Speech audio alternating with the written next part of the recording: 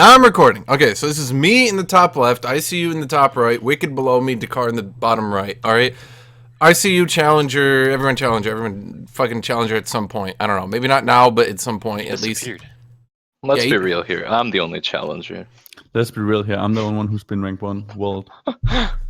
When? I was ranked 1 world. I was the first platinum player in the world. Yeah. Oh, right, when platinum was the highest rank, yeah. All right, so basically, generally, just talking about top lane and more importantly, the PBE changes. Do you guys want to continue to talk about QSS, or like, do you want to just go through the list or something like that? I think you should go through the list to begin with. All right, so first up, Aatrox. So generally just buffing his damage, giving 5 damage to his E. Does anyone think Aatrox is playable after that? You tell us, man. You played a lot of Aatrox. No. If you tried to play Aatrox into Bramblefest, you just kill yourself. We you don't have to hit them. We have an Aatrox player in EU who's challenger, I believe. He plays only Aatrox. It's a friend of mine. It actually seems to be somewhat viable if you're insanely good on the champion, but at the end of the day, I don't think the problem is necessarily his damage, and I don't think this is going to be the fix he needs. In my opinion, the thing I've always wanted on Aatrox is one of his abilities, it doesn't matter what, but one of his abilities to get like 50% bonus armor penetration so that he's got some way to nuke tanks, like just some way to hit them, you know what I mean? So like if his E got 50% bonus armor pen, and because remember his E used to be magic damage, that's what you used to hit tanks with early game, and now that it does physical damage, you buy a shitload of armor and you just, on Aatrox, you can't hurt tanks, you know? And I feel Adrian wants to get in this, but he's struggling to get his Discord set up. But honestly, I feel like the bigger thing, right? Speaking Do you guys hear me? Hello? Yeah. Hello. I think the You hear bigger me? thing, Alright, sweet. God damn it. the problem Thank for God. me is I think they're trying to focus on the wrong things, right? Because they're focusing on buffing all the champions instead of actually making something that makes sense for bruisers, an item or something else. Because why would you go individually buff every single champion? There's obviously a problem with the whole role, right? Like nerf some other items or buff some items for the champions that are bruisers instead of trying to. Well, they are buffing Black Cleaver back to 30% armor pen. But is that really they what a just bruiser recently needs? buffed Sterix. I mean, you saw my previous video. If you combine all the gold costs, 3 bruiser items, Trinity, Titanic, Sterix, is 10,400 gold. 3 attack speed items on 80 carry are 8,600 gold. The disparity right now is so vast. It's just, like, I don't know how bruisers are expected to lose lane to a tank, then come back and buy the most expensive trifecta of items in the game. I can agree that ADCs are a huge issue, absolutely, and that's almost certainly due to itemization and all that, but you can't just isolated look at that and say like, oh, bruisers are useless simply because of ADCs, bruisers are useless simply because of this. Wickd brought up the QSS issue, we've brought up peel, exhaust, all these different things combined to make us like, we're like a jack of all trades, except where the bruisers are like a 6 or a 7 in pretty much any aspect of the game, they're not a 10 anywhere, and so they don't really have a point where they really fit. I mean, that's what I was saying in the last video, is you start losing the lane, and you kind of power spike 1 to 2 items, then you fade back into mediocrity. So you need to play perfectly to not lose a lane. If you lose a lane, you lose that 1 item power spike. Then you need to like perfectly win the game between 1 and 2 items, and if you don't do that, you fall off again. But is your power spike actually stronger than the opponent's power spike right now? Like, let's be realistic. If you're playing against the Maokai, do you think you're stronger than him by having your power spike? I would say. I mean, I guess it depends on what champion you are, but I guess my counterpoint would be, can a tank stand in front of a Trinity Jax and not get annihilated? Like, right at Trinity, not after that, but right at Trinity, can you stand in front of a Jax with Trinity and with any champion and not die? My counter to that is essentially, what can the Jax do? You can't take the tower, and if you go for a team fight, the Maokai is going to be more impactful. What can the Jax do? Yeah, I mean, that kind of goes into what I'm saying, is that if the tank plays properly, the bruiser never gets an opportunity to win. Like, you basically just need... It's kind of like how Pantheon feels almost, in that like a properly played Pantheon never lets his opponent win the game. Question, are you talking just in general like a 1v1 aspect and not just like you throw map macro? Like, yeah, map macro, everything. Like, how can a bruiser right now outplay a tank and get ahead? I mean, Realistically, what you 1-3. do against a tank right now, is you just shove the lane every single time you're in lane, and then just roam and make more plays on them. Essentially, that's how you win the game right now in solo queue, at least. I don't know about like competitive. Right, but I mean, I guess obviously, but Hey, sorry. I completely agree with I think it was Adrian that said that. Yeah. Mhm.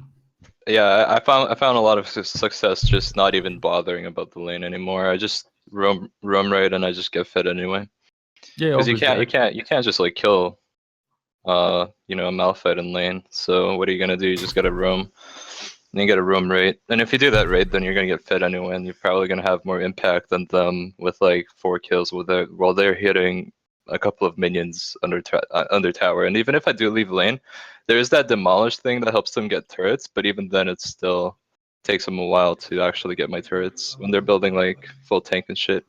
The only thing in the current state of the game is that that wasn't there before, is that you right now at the start of the game, you can't 1v1 a tank from the start if they play it correctly.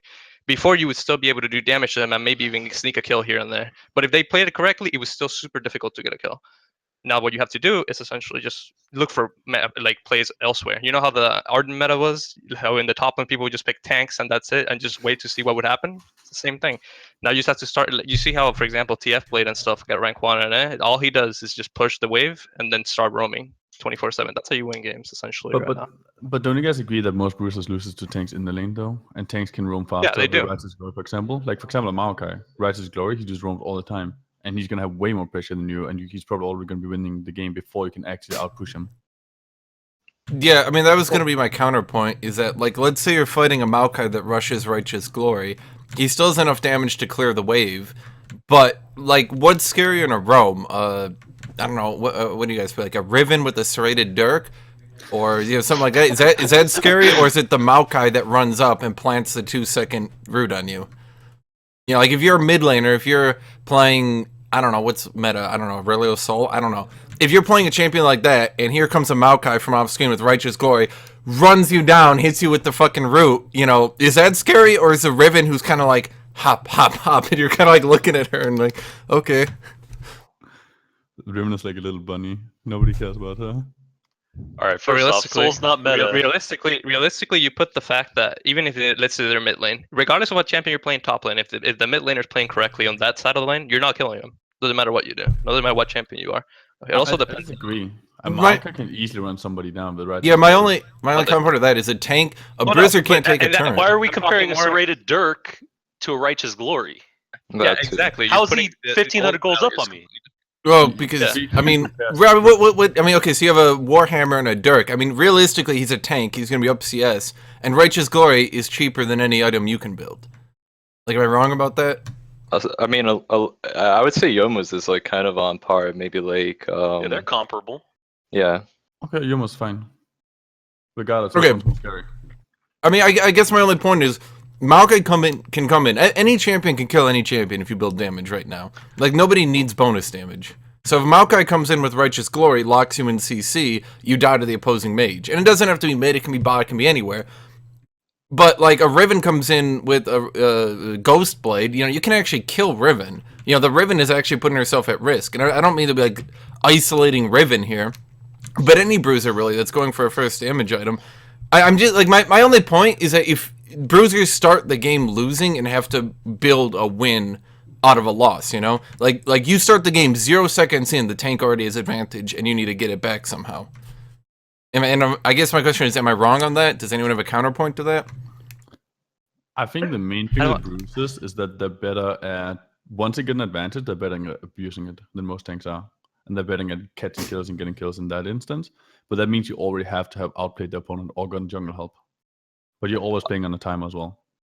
I'll be honest. I mean, I don't really want to bring up like a counterpoint because I'm sure this doesn't work on other champions. But a few days ago, I was playing against Chris, who's obviously in Challenger and plays in the Challenger series, and he was playing Maokai against me, and he had his jungler gank for him a couple of times, and I was already behind. Chris had his jungler gank for him. Yeah, I mean, that's not really a surprise, but yeah, I died like twice, and I came to lane with a Stinger. He had that Glacial Shroud thing, and I think maybe a Giant Spell or something like that.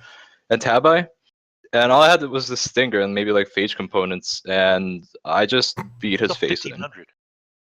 Then he played awful, I think. Yeah, Yeah, that's he all- must have missed every cue. I beat. No. He hit everything on me. It just didn't do But anything. Was he just standing in front of you and letting you like press W and auto him? I don't understand actually.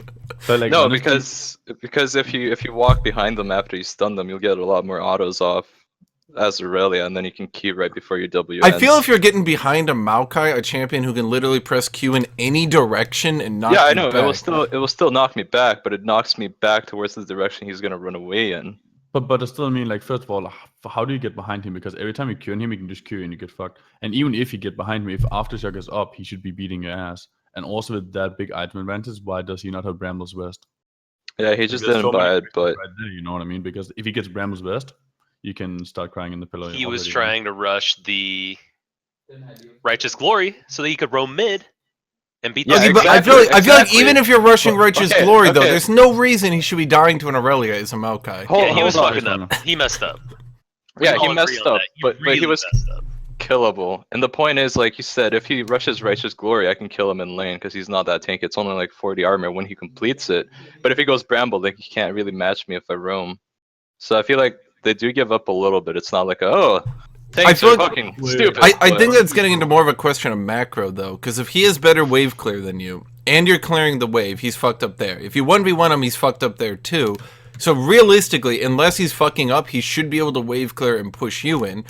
If you're just ditching your CS and roaming anyway, if you're just saying fuck it and letting your shit die under turret, you have to make a play or he's getting first turret with Demolish. And at that point, like, you're I don't know. I feel like, once again, it's pretty much what I came back to earlier. You're at such a disadvantage 0 seconds into the game that you're trying to compensate for, you know? I don't think you're at a disadvantage. The only thing is that by them picking the tank means that you can't kill them, but you can still scale, you can still roam, you can still do everything. Now, the only thing that happens is that you're essentially building the comp around that. Like if you go against a tank, you have to go. Like you have to have some kind of tankiness on your team to counteract that. But no, it's not a matter of like they have an advantage of you. You're going even into the game with them. You can like play better with your jungler. You can roam better. You can do a lot of those things. You can still climb up really easily, like through the league. Hashinshin, I don't know how the hell you dropped down to D4. Okay. What happened, my friend? Oh, I just don't even care anymore, What the fuck dude. happened to you? Do you understand what it's like to try to play Show us Jax? this champ pool you were talking about. Do you understand what it's like when you try to play Jax and every single time you lock in Jax, you're going to see one of 4 champions pop up. You're going to see Teemo, you're going to see Heimer, you're going to see Pantheon, or you're going to see Jace.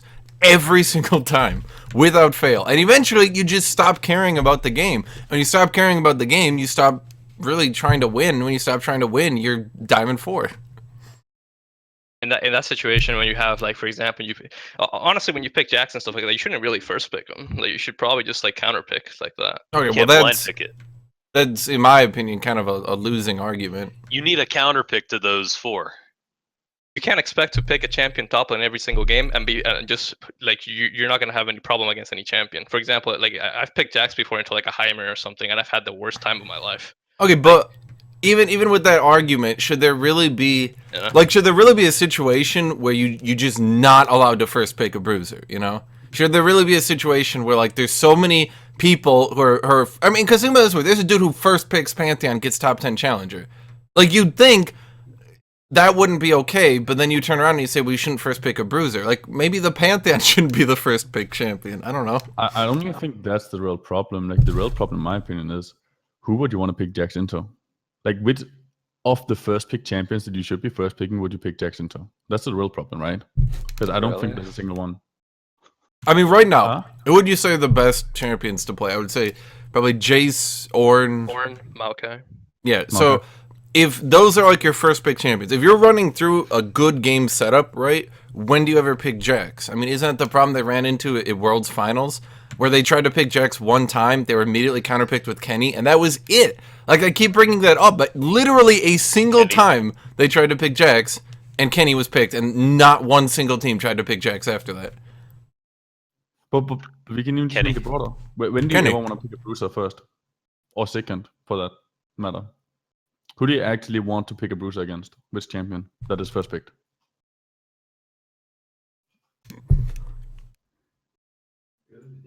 And we Uh, have Renekton Cyber. and the only against Camille. only against other bruisers, honestly. Yeah, I mean, is it, that Exactly. You that's don't ever want to pick them. that's the argument I'm making though. Is you say, well, you shouldn't first pick a bruiser or get counterpicked. Well, my argument is maybe the counterpicks are just too prevalent right now.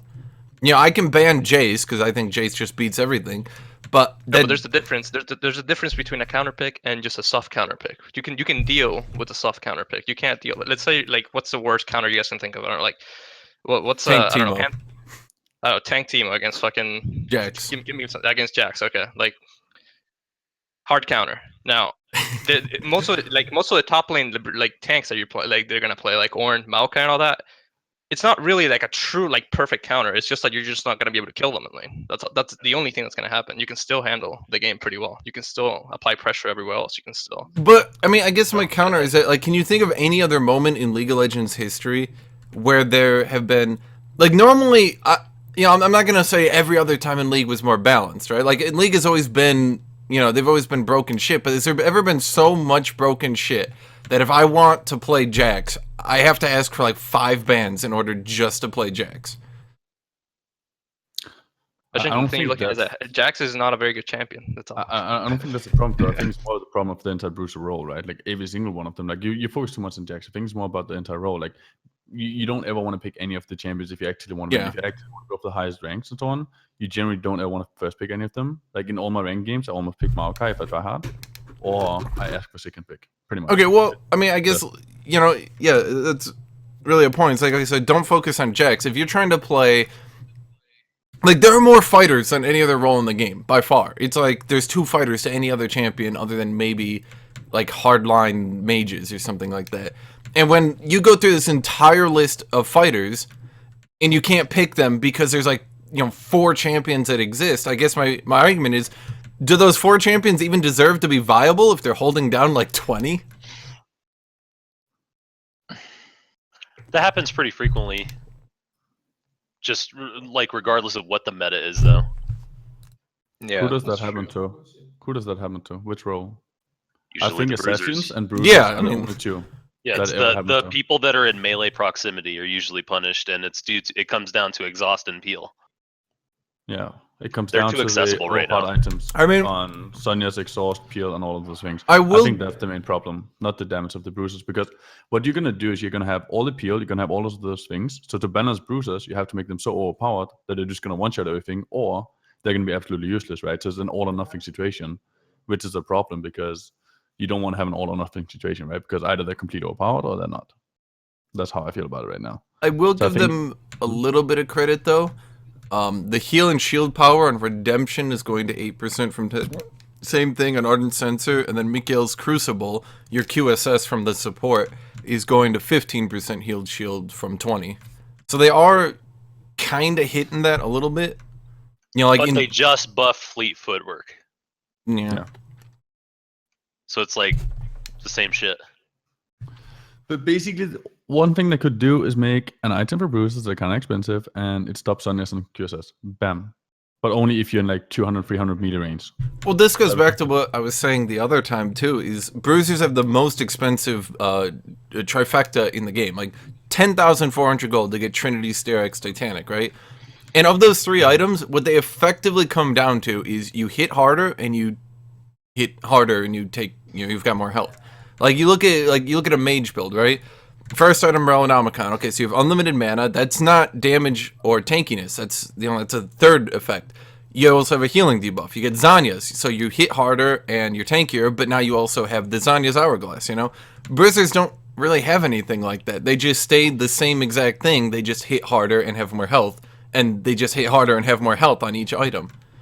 But also, if you look at in the past of bruisers, right? Bruisers didn't used to have 4,000 health or 5,000 health. The reason they have that now is because every other champion is so overpowered, or like not every other champion, right? But the other roles are so overpowered that now bruisers needs to be tanks to some extent, right? Like you look at Jax, he's a tanks 200, 300 magic resistant armor, and then you got like 4,000 health, 8,000 health if you got Slughead and so on, No, gargoyle, sorry. If you look back in the past, it used to be just bruisers would go. For example, like I'm just gonna go back to like season 3. It would be like if you were playing any bruiser, just full damage. You wouldn't really go any tank items. You go Atmogs. You could go a lot of resistance items though. You could go Yeah. Trinity and resistance items. You do that a lot. You'd have like 2,500, 2,800 health and a lot of resistance items, right? That'd be fine. A lot of bruisers went tanky builds back then too. But the problem is just that right now, you're just a full health tank. Like you're ridiculously tanky in comparison to the past. It's way, way stronger than before. So you're just a secondary weaker tank in my opinion right now, in most cases. I mean, the thing I've always said is I remember back in like season 2, you had Dyrus who went Frozen Mallet full tank Aurelia, right? And he would run at 80 carries with this Frozen Mallet full tank Aurelia, and the Riot devs were like, we're never going to allow this again. And I feel like they've spent 6 years now like afraid of this horrible boogeyman that doesn't exist. Like you can't, it doesn't exist anymore. You can't do that. Yet every time they talk about bruisers, they're always like terrified. Like, we don't want bruisers building tank and running down 80 carries. And I'm like, they fucking killed me in 3 autos. It's not happening anymore. Well, I think it comes down to needing an item rework, because right now they've pretty much pigeonholed, like you're kind of pigeonholed into buying like Trinity, Titanic, and Styrax, and now maybe Cleaver because they're buffing that too. But the Titanic buff is like, okay, you're building this item, now you got to build it some more. But also let's talk about the clear buff then. Like, what is the goal of the bruiser? Is the goal of the bruiser to help kill tanks now? Is that the goal? So you basically just another tank that kills the tanks. Because then it just comes down to, will the bruiser be able to help kill the He said Black enough for Cleaver, them by to the be way. a better tank in the tank, right? And again, they lose their role, in my opinion. Because that's not really what a bruiser should be doing, in my opinion. I think the bruiser is more capable of snowballing early than the tanks are.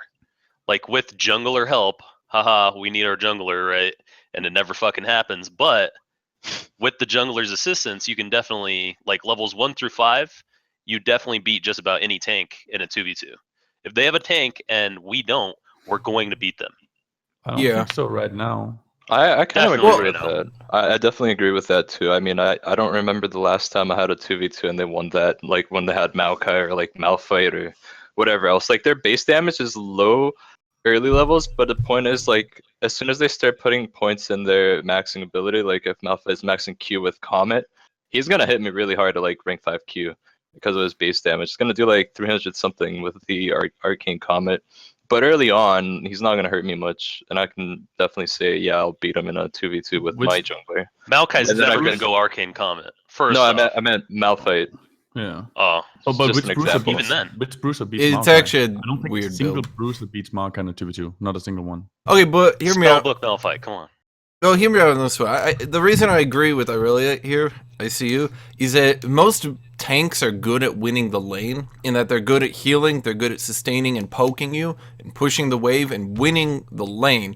Bruisers, though, still, even now, tend to just be very, very good at the all-in. Like, if you're not knocking a bruiser out of an all-in, the only tank that really wins is what, like Maokai, maybe? And that's just because his base damage and attack speed is so high. Shen as well. So, like, well, okay, Shen, but Shen's just Shen. Maokai and Shen. They So, also But, nerf like, Shen. if you're 1-2, doing I like a think. 2v2 and the bruisers engage, like I'm playing Jax, right? Like, there's no fucking champion in the world, in my opinion, that in a straight 2v2 outperforms Jax right now. Like, the Counter-Strike is so effective, the Pressy attack is so good, the W reset, can chunk people's health bar. Like, you bring a 2v2 and you let me actually, like, land that consistent damage and, like, a Lee Sin or something that's coming up top, like, I'll remove him from the map. So, from that point, I do agree with ICU.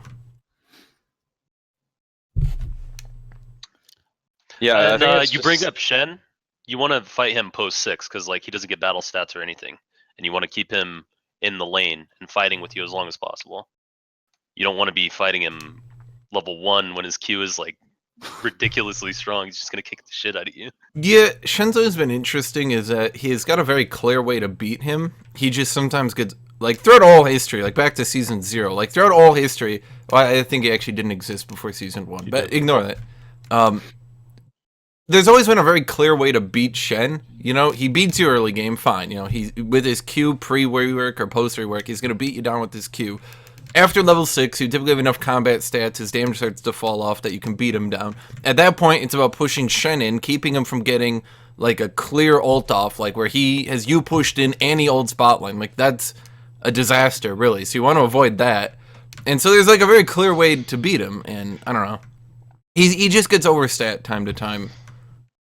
Is, I guess, the best way to put it. Yeah, I do think they nerfed his damage at level 1 pretty hard. I think it went from 20 damage to 5 damage now. So I mean, 15 to 5. okay, But I still 15 think to that's 5. too much. Yeah, so I mean, it was a pretty big nerf, yeah. At level 1, it's a huge nerf. But isn't it like every single auto like for 3 autos? No. Yeah, so 10, 10, So 10. it's 30 damage. That's Yeah. ridiculous. Yeah, That's, that, like, I mean, insane. that's what made the video a week ago. That's what I said to do. I mean, That's granted, what they originally buffed it, though. Like, isn't that just a revert? I don't Because It might recall. be. he used to have like a lower value, and then they buffed it, and then he was like Mhm. super meta and OP again, and then now they just nerf it again. I think this should have started by doing by 5. If it's still too OP, they should have done another 5. But like, I think 10 might be too much because at the end of the day, it's 10 x free, you know, so it's 30 because you'll almost always get all 3 Yeah, off. it's or at 30 least- every time his Q is up. Yeah. too. Yeah, I mean, It's it was a minimum- very large nerf. Like, I'm not like that's why I'm saying like I don't really worry about Shen that much because I know Riot will always every time he gets overstat, Riot will hit him down, and then you can go back to first item Tiamat, push him in, etc. But I also feel like the problem wasn't that tanks necessarily did too much damage. Okay, Shen maybe, but like Maokai, I don't think he did too much damage. I think he was actually fine. I think the problem was he was too tanky, healed too much for what he was doing. Like he healed too much and he had too much tanky stats. That goes into what I was saying earlier. Tanks are very, very like they're made to win lane. Like it's very hard if you trade even with a Maokai, then he heals with his passive, pulls back, heals again with his passive. All of a sudden you're at half health, he's at 3/4 health, and you're like, okay. But like that's the same problem I have with Ornn, for example. Like he just got nerfed as well, I believe, and they nerfed his damage, right? With the W damage. But They didn't nerf nerf the W shield. damage and W cooldown. But why didn't they nerf the shield? Like that's the most annoying part. The constant shield. It's the same with Camille. I think they made Camille easier to play, for example, by just buffing the duration of the shield. Yeah, that's actually what I didn't like about the Camille buff. I feel like they just removed counterplay to her and called it a day. Like that, I mean, they didn't buff any numbers. They just removed counterplay and said, now she's less counterable. Isn't that the Yeah. same as Shen though? Wasn't her shield longer a while ago, like on release? Yeah. It was long as hell anyway.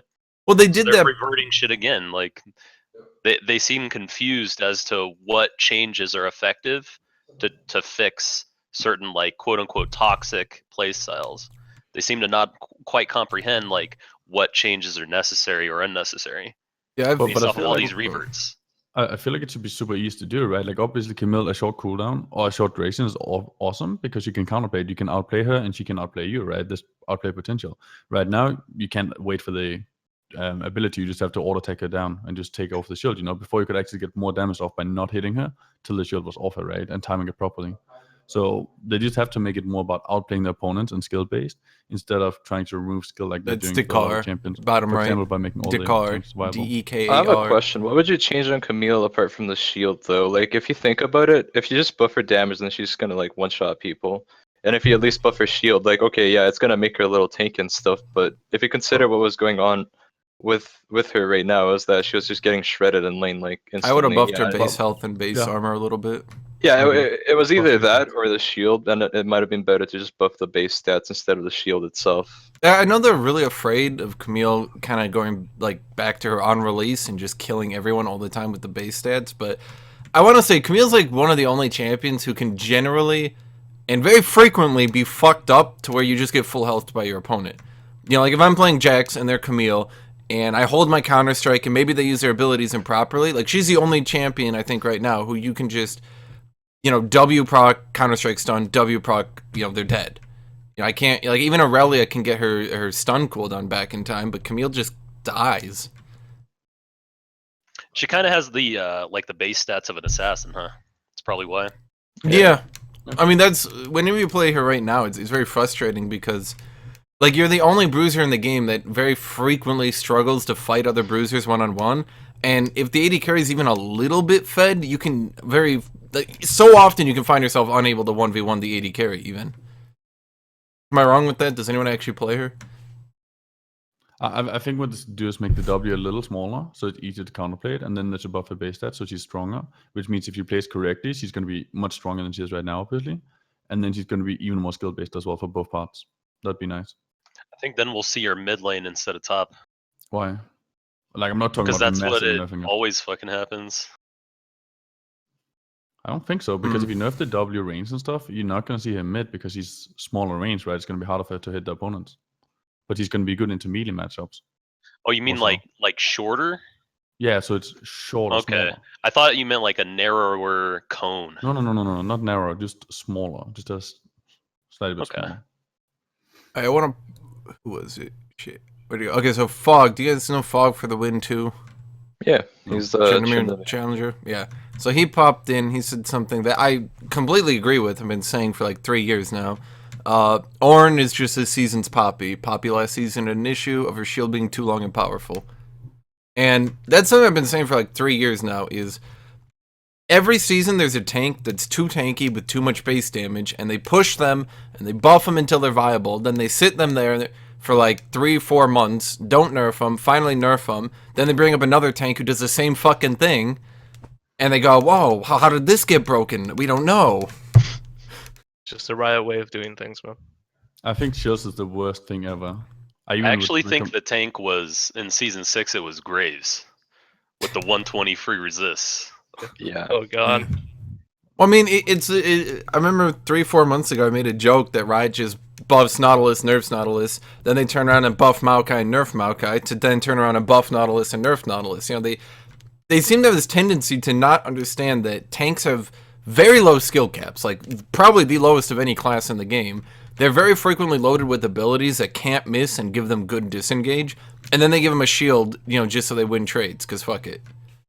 And then they just, you know.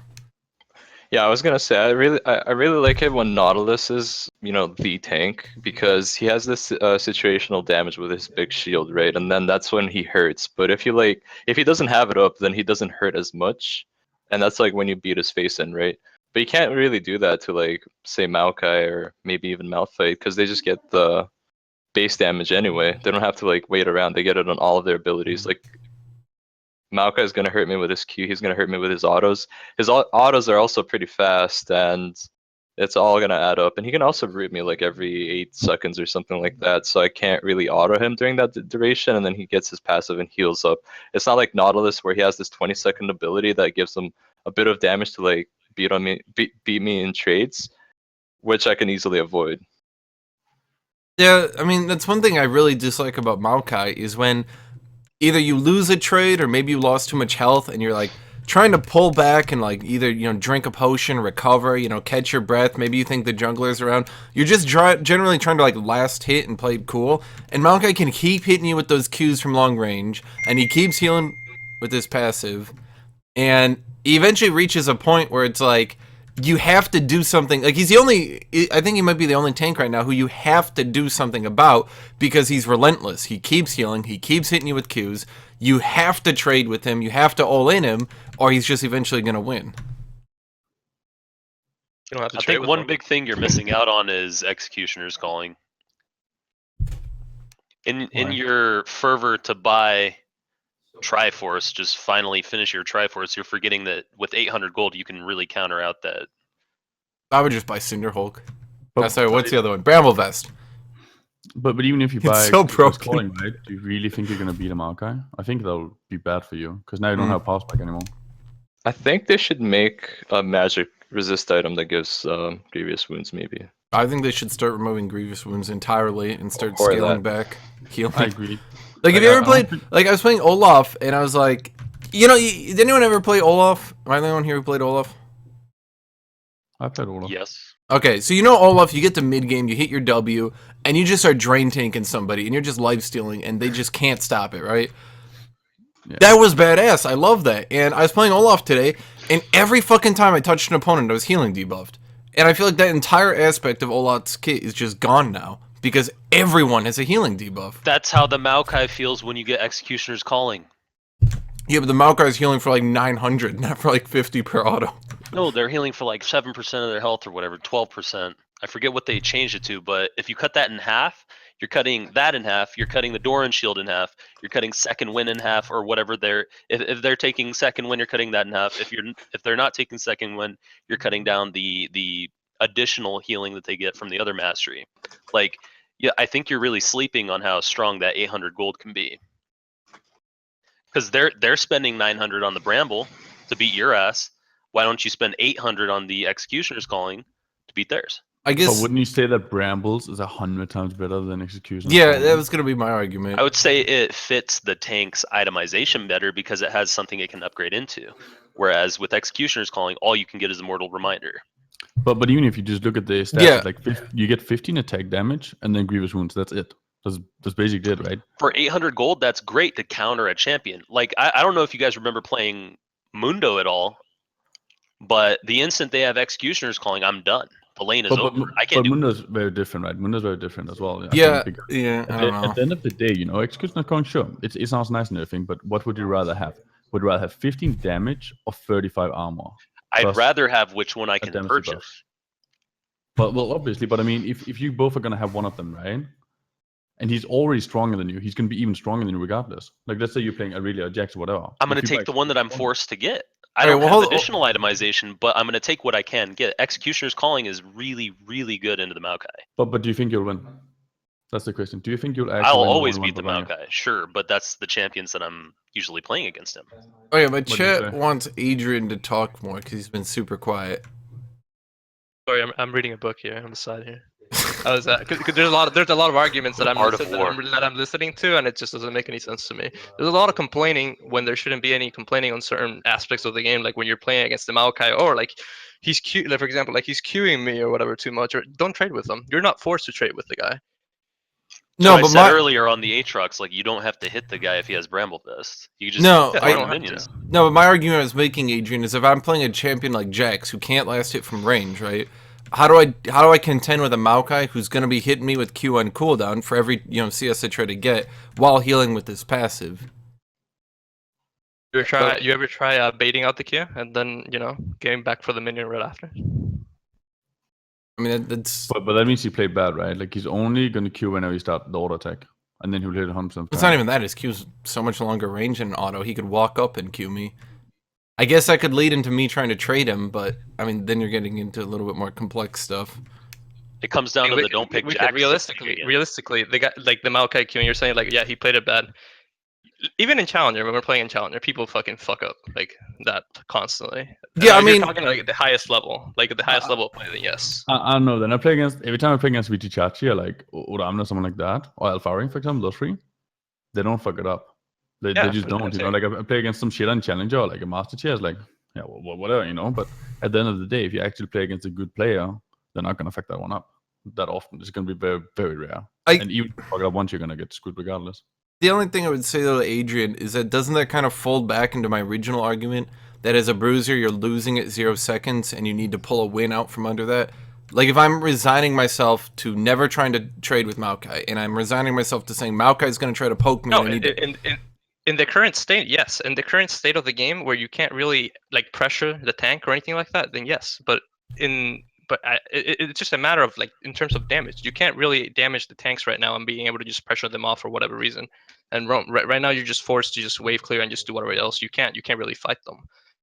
That's all you're forced to do. So technically, in that aspect, I guess you're right. Like you're basically losing to them from the start. But there's so many more options of like things that you could actually do. I mean, I agree with you from that aspect, but I guess my argument is that should be changed then. Like, I agree that that's the reality. That's the reality I'm in. There's a reason everyone's complaining right now. It's for the fucking tanks.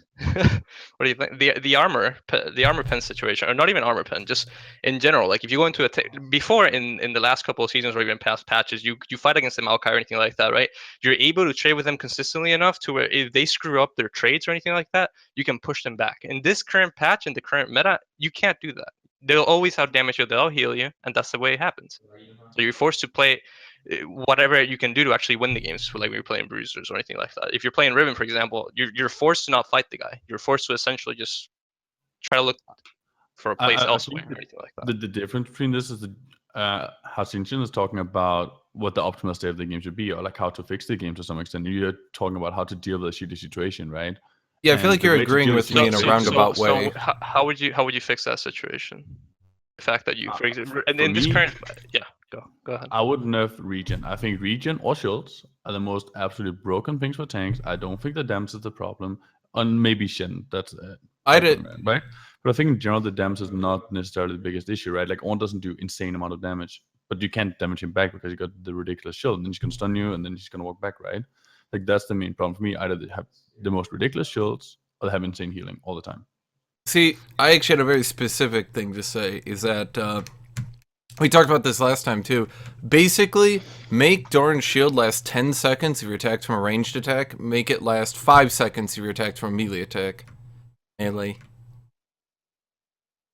Could anyone disagree with that? Would that be a good change? But how does that help with tanks versus tanks? Well, Or if every time you attack a tank, they get 10 less health, or like if every time you trade with a tank, if every time you poke a tank, they have 10 less health, that does start kind of a chain. Like if every time I counter strike and trade with a tank, they have 10 less health.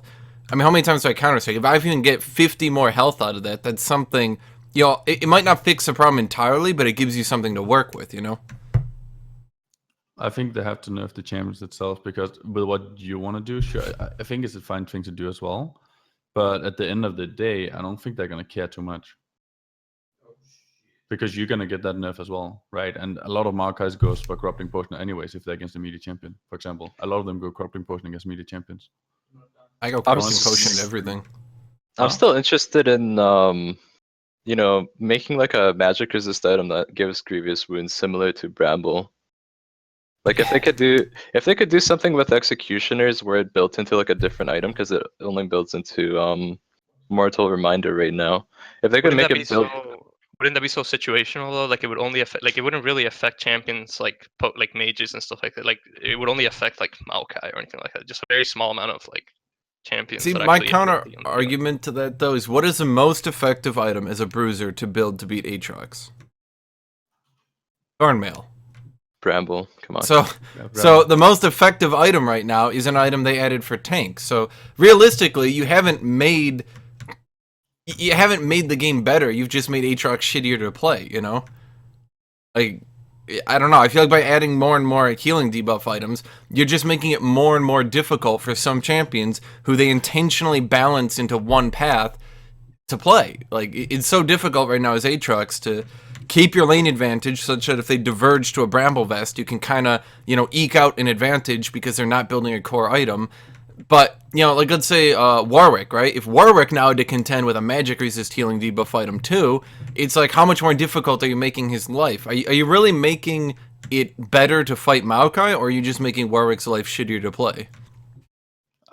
I think I agree with Hashinshin, honestly. I think there's too many ridiculous items. Like I already touched on that, right? I think at the end of the day, what you'd only do is just make more ridiculous items, and I don't think that's necessarily the problem. I think you should fix the problem at its roots instead of trying to banish it all the time, right? Because then shields are going to be overpowered because now you can't heal anymore, so healing shit, then shields are going to be strong, and you're going to have problems with Ornn and so on and Poppy, and then you're going to have something that counters shields, and then why didn't you just nerf shields and healing in the first place? Because those are the problem, right? Like, I don't think anybody have problems with Warwick's healings or Aatrox's healings or Olaf's healing, for example, right? The problem is very specific champions that have too much healing. So if you nerf their healing, then that problem is gone, and you're not going to have an issue anymore. Like, it was the same back in the days with Aurelia, right? Then she was released, it was like, oh, Aurelia's healing is absolutely overpowered, it's completely broken, which I agree abused and was kind of broken, right? And now they just added that to every other champions that I nerfed her, as an example. Yeah, I mean, we can take a look into like the patch with the Ardent Sensor meta. It's like insanely fucking boring to play, and it's just very little counterplay to it. It's the same thing. When there's too much shields and too many heals in the game, it just makes the game pretty awful. We can agree on that. I agree. Also, one thing we never touched on, which I actually think is pretty important, is movement speed have been kept getting buffed, which means split pushing is weaker, right? Because the faster you move on the map, the harder it is to split push, and also the easier it is to group and make teamfights happen. So I think actually one thing that would be nice is if they nerf movement speed on every champion in the game, in my opinion. I mean, one thing I've always complained about is when everyone got home guards for free, it made split pushing infinitely more difficult to pull off. When they added Baron recall and Baron movement speed, you can't, let's say I'm in the past, right? Like, let's say I'm 5 years ago. If I'm Jax with a Trinity, I can probably take 2, maybe even 3 turrets if my opponents are trying to pressure and put on a Baron, right? Because they have to first find that I'm split pushing, then they have to 5-man to the Baron, then they have to try to clear the Baron can be stolen, they have to fight 4 members of my team. By the time all that is accomplished, I could be at their inhibitor, right? But nowadays, with home guard, it's very easy for one of their team members to go back and reach me before I can do anything. If that fails and they do get the Baron, then they have the Baron recall, the Baron movement speed. You know, you cut... Every time you do one of these changes, you're cutting seconds off from the split pusher. Each second has added up a lot, and now you know, the amount of time you have is so much reduced from what you used to have. But also just the plants, right? The plants itself adds like 5 to 10 seconds as well, depending on where you're on the map. So that's a huge difference as well, right? Like you're running from mid, you have to walk for 8 seconds or so to the plant, then you jump, and then you're 2 seconds away from the person. I'm Well, not they also con- give you alternative, stronger pathing to cut them off. Like the plant pathing makes it so that, like, oh, I saw him half a second ago at Raptors. Oh, what's this? Now he's directly behind me because he planted over into Krugs, and now I guess I'm dead. I'm not convinced Explosive Plant has done anything good for the game. I think it's only done bad things. I can't... It's made the game kind of exciting for me, but yeah, I completely agree on the home guards thing. I think that they should remove that just because it kind of shit on a lot of champions that relied on split pushing, like Chindomir, Jax, whatever else, and it made teleport less impactful because, yeah, sure, you can teleport with the home guard boost, but it's super easy to counter that just by like throwing an ability out and like, you know, shitting on their movement speed boost. But it's just so overpowered when you have to like defend your base. You just recall and bam, you're like ready to go. You're ready to join your team wherever they are on the map.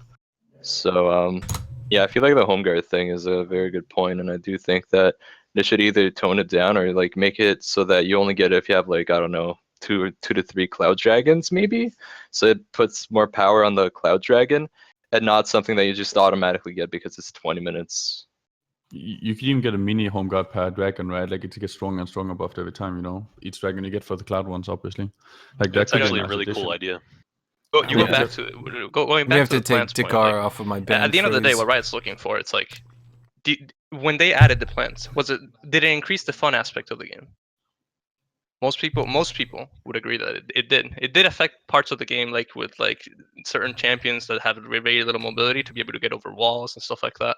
But at the end of the day, if you ask most players, they'll say that they have more fun with the plants being in place. I agree.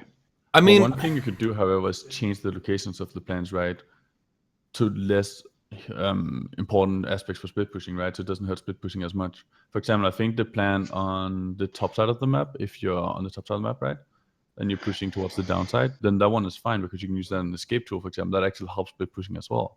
But in the bottom side of the map, it's just absolute terrible because it destroys split pushing completely for you, right? As an example.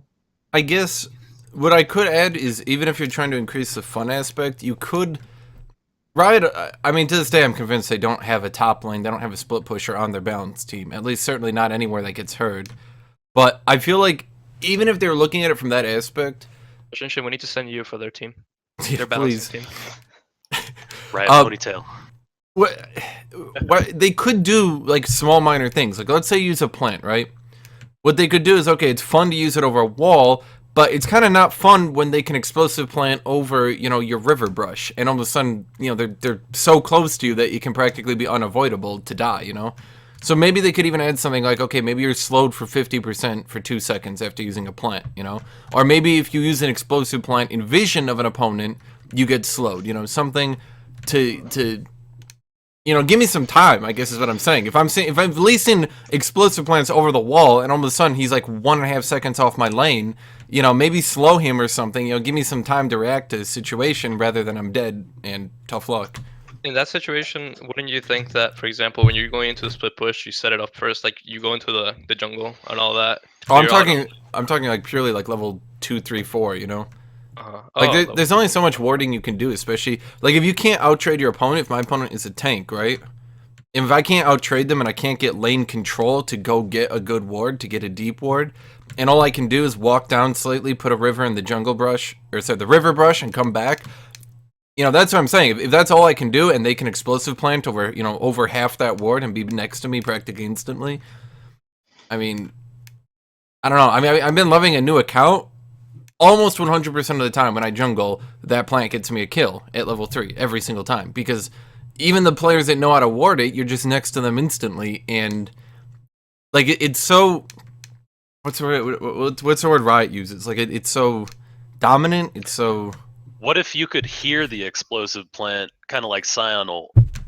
Yeah, I mean, that's exactly like what I'm saying. If you could, because you can't, you know, the human brain can't, you know, perfectly micromanage every little detail. If I'm looking at my character to go for last hit, I'm not looking perfectly at my mini map. You know, even if my river ward detects them, you know, maybe I don't react to it. So maybe make an explosion, and then I can just be like, oh shit. That's like a really good suggestion, actually. Yeah, And I've also, I like that. Sorry, Wicked, but I really think like you that just move the suggestion. plants too. Like if you just move it, I'll show you guys in a second. I'll just make a map. Wait, what is Just it? imagine in the top lane, someone pops a fucking plant in the bottom lane. We're all, oh shit, is he here? No, but I mean that's exactly the kind of suggestion I'm saying. You know, it's something that can help without really detracting from you know what Adrian would call the fun. You know. Yeah, I'm making. Wait, what the first is called? So two big suggestions that we have is the sound thing with the plants and with Cloud Dragons, where if they maybe give the home guard boost after like 2 to 3 of them, at least that way they can actually buff Cloud Dragons. Because right now it's just like movement speed on top of movement speed. I already have like a shit ton of movement speed. It doesn't feel like getting another 50 from, I don't know, 2 to 3 Cloud Dragons is going to help me that much anyway. And by removing the home guard boost and putting it on Cloud Dragons, or at least like slowly making it build up, like one Cloud Dragon gives you a little bit extra movement speed when you're going out of base, and then you know if you get 3 of them, then you get the home guard boost.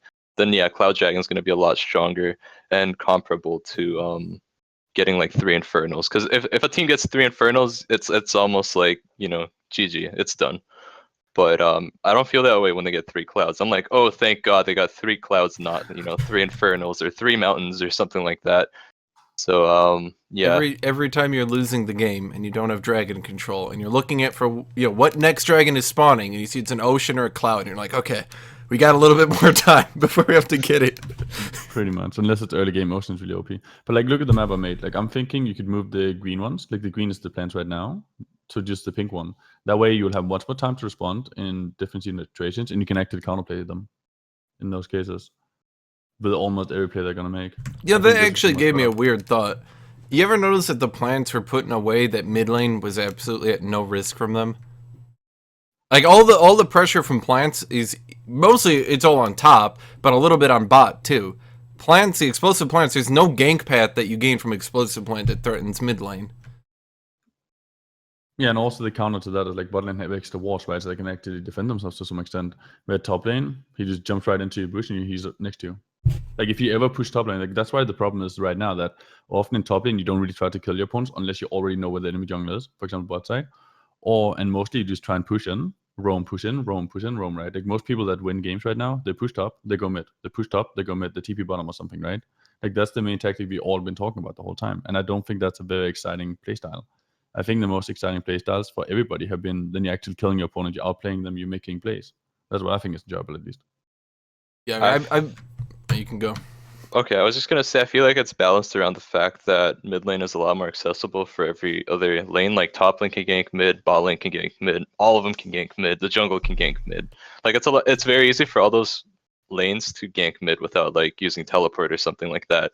So if you put a plant in, like near mid lane, it's just gonna make that lane even more accessible when it already is super accessible. And I can only say this because I play mid lane quite a bit. I do play Aurelia mid pretty frequently.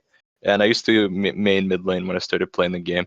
And I feel like if you add that in, it's just going to put so much more pressure on the lane. And it already has so much pressure to the point where you're always just watching out for like a 2v2. You're almost never going to get to 1v1 your opponent in mid lane right now if you do play mid lane. And I have played it a lot recently, and it just feels like it revolves around, oh, is their jungler gone? Oh, shit, I need to worry about the bot lane. Oh, wait a minute, their top lane roam down to mid lane. Oh, I'm dead now. Well, sucks for me for trying to 1v1. But if you look at the plans it chose, right, like the placements it chose, that wouldn't really hurt mid lane that much. It wouldn't. Yeah, the change multi-call's much been fucked up a little bit. I don't know why. Yeah, I mean, it might, but it might not. That's the thing. Like, what would those plants add in that isn't there already? Like, mid lane is already accessible. like extremely accessible. These plans would give you time to counterplay top lane. It would give you time to actually ward properly, so you don't have to remove the plant, like walk into the jungle, remove it, and all of that stuff, right? You actually have time with the ward to respond, and you can actually push in the lane. You can try to fight the opponent under his tower. You can try to play more aggressive on him, and you can try to make plays on him because you have time to react to the enemy jungler. Right now, I feel like you don't have time to react. If the enemy jungler comes with a plan, he jumps. Then let's say it's a Lee Sin, right? He jumps over, he ward jumps, he's behind you. You can never push. You can never pressure in the him. current state of the game, you basically have to. Oh, you're going against Lee Sin. He's starting red buff. Okay, I'm not gonna touch this wave. I'm gonna let it push into my tower, and it's just this is what you do. You do have no other choice. That's the only option you have. You basically just play passive every single game, right? Like you don't really try to make plays 1v1 that often unless you know exactly where the enemy jungler is, because the plants are so strong in that regard, and you can't defend yourself. But just placing the plants a little further down, you'll be able to defend yourself. Right. I don't think it's the Lee Sin that's scary. I think it's the Rek'Sai that's like really scary at top lane. I just Like gave a he's gonna random come example. kick my ass. Yeah, mean- I have like PTSD from Rek'Sai just coming up and like killing me without even the other top Yeah, laner they touching me. tunnel like a mile through my lane, and then they're on me. They flash. You know, it's something that's actually, I mean, going to everything that I just said, like adding on to all that, but let me make actually somewhat of a large point right here. For all the AD, like the actual bruiser junglers, Rek'Sai, Xin Zhao, etc., they give them really high ratios, really high, like, rank 1 damage of their abilities. Then they don't give them, like, any damage after that. Like, you put a second point in Xin Zhao's Q, you get 5 damage. Like, fucking big whoop. So, it seems they've taken intense care to ensure that these bruiser junglers always win early game because they're a bruiser, they're going to be bad late game, right? They put all this care into ensure they're very good, and first off, I just want to say it's very frustrating as a top laner. Rek'Sai can do 2/3 your health bar level 3. Like, yeah, that's wonderful. But second off, it seems so fucky to me that top lane bruisers, start losing the game and then get outscaled very frequently. Jungle bruisers start off winning the game and get outscaled, and that's why you can see jungle bruisers, and it seems like that same mentality isn't being applied to both lanes, you know? Does anyone agree with me here? I'm not saying anything because I don't disagree. Yeah, I mean, I can't really disagree either because when you're playing the tank, yeah, sure, you can't really fight them. You kind of have to start out by, oh, maybe if I can pressure them enough with like roams and stuff, then maybe I can start fighting them, or like a 2v2 and stuff like that. You're relying on that stuff. You can't really just be like, well, I'm gonna go up to this Maokai and outskill him and kill him. Like, you're probably not gonna do that, but you know. But the worst part is the tanks are probably the nicest to play against, right? Like if I'm playing against a Jace or Teemo, I'm gonna cry even harder, or like a Heimerdinger. I'll just FF, you know. So the tanks is actually the nice matchup you get. Yeah, Unless you I get another agree. bruiser. Actually, get some choices on what you want to do if you go against a tank. If you're going against Jace, you're essentially just being put back constantly. So Yeah, let me actually divert attention here for 1 second. So currently the two champions that we're looking at nerfing, and I don't think it's enough, but let's just focus on that for now. Teemo and Jace currently have nerfs. Has everyone seen them? I don't think the Jace nerf does much. It does open a little window of time where you can get on him. But Yeah, it's that's still, like, yeah. that's the only thing. But you never really try to go on the Jace because he's. I always beating the 100% shit. agree with you. Like the Teemo nerf actually feels like, hey, let's kill tank Teemo. Let's let Teemo actually lose if he's standing in front of a bruiser auto attacking. With the Jace nerf, they're like, okay, let's stop Jace from, you know, fucking you that badly. He'll still fuck you, but he won't do it that badly. It's just, does anyone see that Jace nerf being enough? Does anyone see that Jace nerf and then like now you're like, oh, they picked a Jace and now I'm happy? I think they should revert that nerf and nerf his cooldown when he can switch forms. It's super low and it's like, oh, I only have 4 or 5 seconds to like jump on him. When he switches to his cannon form where he's actually weak to me jumping right in his face, he just switches back to hammer form like almost instantly. I think they just need to nerf his damage. There's absolutely no reason, in my opinion, for a champion like Jace to be able to engage through Counter-Strike, to be able to engage through Riven Shield, out-trade you even after eating the stun, even after losing all the damage to the Counter-Strike, to the Riven Shield, to all this shit, and then knock you back while you're slowed so you can't even re-engage. Like, there's just... Realistically, the thing is that when you go versus Jace, yeah, he has all that damage, and that's what's so bad. But the thing that's a problem with him, at least for me, is that whenever he switches into the hammer form, he gets all these resistances. Yeah. Just like he gets super tanky for no reason. Yeah, he can have all this damage. Why does he have all these resistances as well on top of it? He's at the same base health as a fucking bruiser while getting bonus resistances while beating you in melee until like level 9. But And he's not gated by mana anymore. That's the like big issue in my opinion. I had a dude. You never build tier on him anymore. Yeah. If you look back 3 years and you compare that Jace to the Jace now, people will say, "Oh, but they nerfed his E mana." But they failed to realize they buffed his Q damage, his melee Q damage. They reduced its mana cost. They reduced the mana cost on his E, his knockback. They gave an AD ratio to his ultimate, hammer strike thing. His damage is then buffed again. His mana has been reduced again. Then they gave 15 mana to his E, and suddenly, for some reason, people think, "Oh, but now his mana is just as bad." No, it's not even closest to as bad. The problem, though, again, it comes all down to regeneration, right, and healing. How much healing is in the game, right? Because if you nerf Jace's damage right now, what is he going to do against the tank now? Like, he's obviously destroying bruises completely, but he can't do anything against the tank. Like, if you look back, I think he can do a lot against the tank. No one can do anything against the tank right now. Wickd. Huh? So would it be good if he was forced to build tier again? That way he can keep up with tanks because it gives him a lot of mana sustain. But when he's against stuff like bruisers, at least he has to go an item that leaves him open. 100%.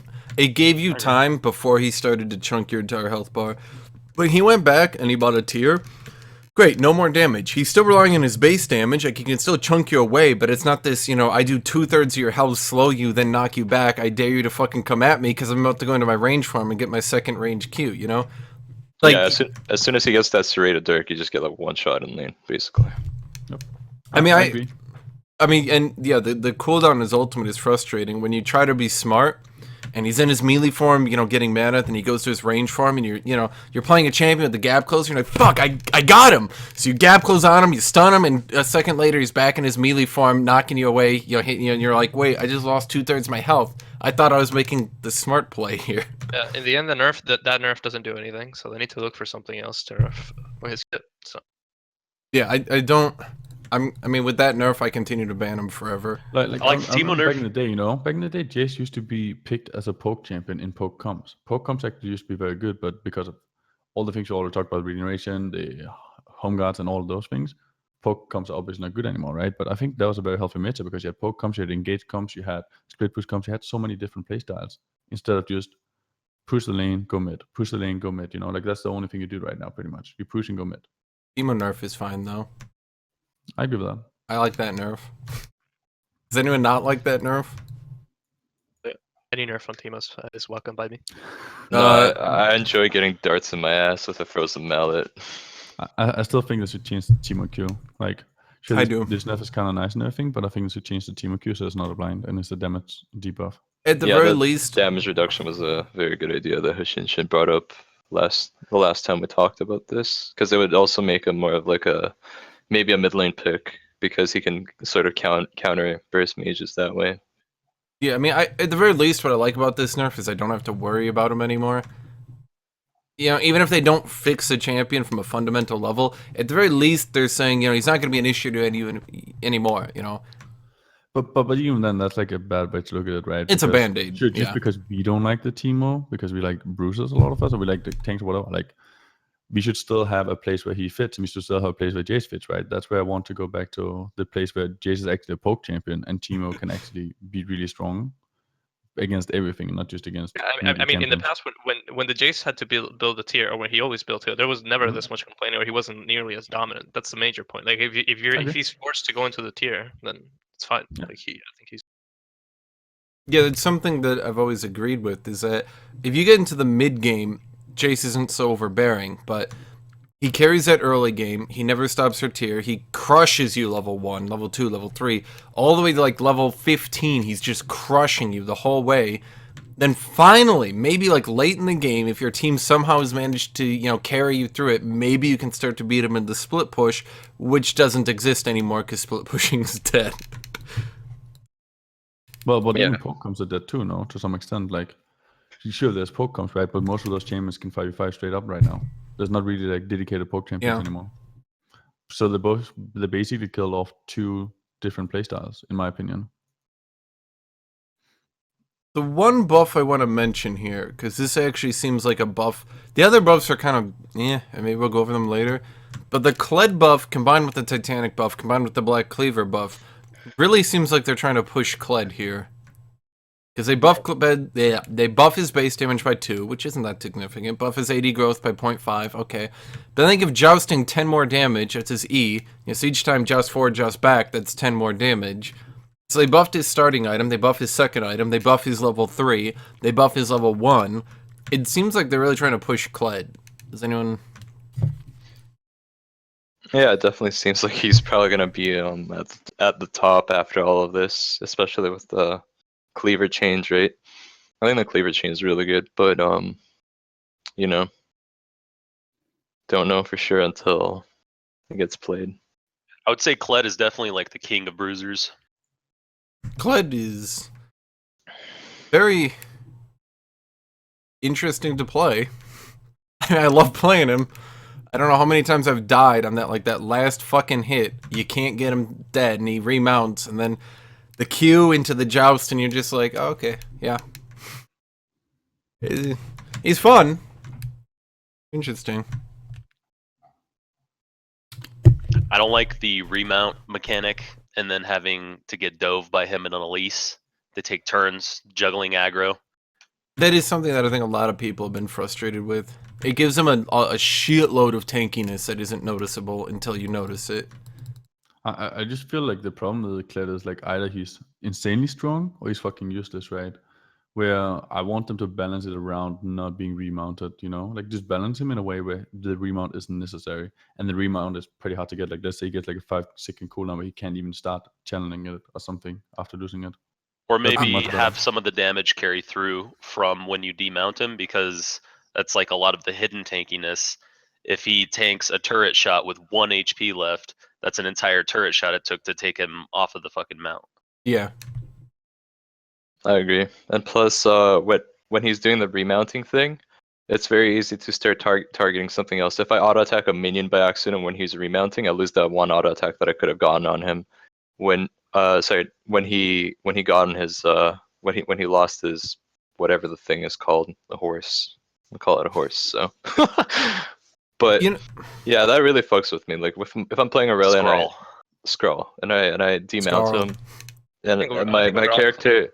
Yeah, my character like targets the minion, and I just lose that one auto attack that might have killed him, and that's just super annoying. I feel like you guys don't play Kled. Whenever I'm playing against Kled, like I'm not. It's not like I'm not having fun. Like the champion is fine to deal with. It's not like when I think of him like I see a Jinx or something. Yeah, or a Teemo. If you play him, he says it a lot. He's always talking about Scarl. Humans, they're good eating. You can go on, Adrian. I just wanted to get the name right. Yeah. Whenever you're playing against Kled, it doesn't really like. It's not like if you're playing against a Jace or Teemo, you're not really into that state of like, oh fuck me, I'm done. The only problem in his kit is just like the mounting mechanic. That's the only toxic part of his kit. That when you're playing against him, you feel like, I don't know. When you're trading with him, he's super low. Sometimes he gets you back and forth with that. That's the only problem, I think. But I mean, I guess the question becomes: is it worth? Like, nobody's gonna say when Kled remounts on the last auto that you're about to kill him on. Nobody's gonna say, "Wow, that was really fun for me. I enjoyed that." But on the other hand, when you dismount him and you disengage and you come back and you stun lock his entire dismounted form, like that's not fun for Kled. So I guess the question is it worth? I guess the frustration of when he remounts right on that last hit. Is that worth it for when you kind of get that very pleasurable feeling of just wrecking his shit on the dismount? But couldn't you just give Kled more counterplay or make him slightly stronger to make up for that, and then just give him a small cooldown where he can stack it? Like, wasn't that what he was at one point as well? I think it wasn't that. It kind of reminds me of Tom Kench top in a way, where like you're supposed to burst his health down, then disengage when he shields, then come back in after. I think too much of it revolves around his W. Like in his mounted form, what's most of his damage? It's his W. And what's the fastest way he gets his remount? Oh, if his W is up, he gets it back instantly. Like it just feels like so much power is around that particular ability. When he hits the Q on me, I don't feel like, oh my god, I'm screwed. He'll just pull me and he'll do like 100 damage. Okay, sure. But then when he gets in with a W, that's like where the true pain comes in. And I feel like if he got more damage on his Q or something, and like they made him less reliant on his W, it might make him better. And then maybe they could do something about the remount mount swap. I would love that. Like, make the Q stronger. I have no problems with that at all. Also, like, you have to, like, the Q is skill based, right? So making that stronger is actually cool, in my opinion. Yeah. I mean, I don't really lose against the Kled unless if he's landing the Q. It's not really the W that's actually beating me in the lane, because the W makes the sound go off, and it has a very like long cooldown. I want to say it's like 16 seconds. It's 14. Yep, that's true. Yeah, it's long as shit. Like, It doesn't even go on cooldown until it's over. So if yeah, he lasted exactly. one minion, He has to use it, and then on the 4th hit, then it's over. Or rather, the cooldown starting. It's not like Riven's Q, where the instant I use my first Q, I can wait and I can stagger them, and then I effectively actually have like a 4, 3, 2 second cooldown on my Q instead. But I just feel like it's such a clear cut. Like, you can fight him now, you can fight him, you can fight him. It's not like you often outplay, except for the last moment where he's gonna remount, right? Where if you just lower the cooldown on the W, you buff the Q, and then you nerf the remount thing, and then maybe nerf the W damage a little bit, right? I mean, That'll I make would you a much almost healthier champion. be interested in seeing Kled become like a, I don't know what the right way to put this. If the remount and the dismount was part of a combo rather than something you were put into, if you know what I mean. Like maybe his dismount, like maybe, like I'm just spitball. I don't know exactly how Like he it did worked. it like a rappel. Yeah, kind of like you chose when you dismounted, and then after dismounting, you're trying to get your hits to remount to build your health back up. You know, so maybe if it was part of a combo, and maybe it wasn't like such a, you know, like suddenly I've healed 2,200 health, you know, something like that. I don't know how it would work. I'm just spitballing again. I do hate not being able to, when we're destroying a Kled's team, I hate not being able to dive him in the Nexus, because he just remounts over and over again. I've actually won really a game. dislike that. I won a game off that. They kept dismounting me. They stood there and they were so pissed off that they couldn't get me. I just think the dismount thing That's is me. toxic as fuck. But that's the one. It is. I agree with that. Fucking I don't like any sort of invulnerability like that. Even Kale, since fucking season 1, I've really disliked. I didn't agree. like Paladins getting invulnerability back in Warcraft 3. I don't like not being able to hit my opponent and do anything. Sonyas. Yeah, it is toxic, but at least you have like some counterplay on it, you know. And I mean, we've been that's what dealing I agree it with for Adrian. years, so But, I mean, but the worst part is, right, like, Ton is actually really good for mages because they're heavily spell reliant. And then you have stopwatch, it's like, well, you can't auto attack anymore. Great fucking item, you know? I do agree with Adrian, though, in that Kled does a very clear-cut counterplay. So from that perspective, it feels like when you're fighting a bad Kled, or a Kled that you're better than, that you can really abuse him. You know what I mean?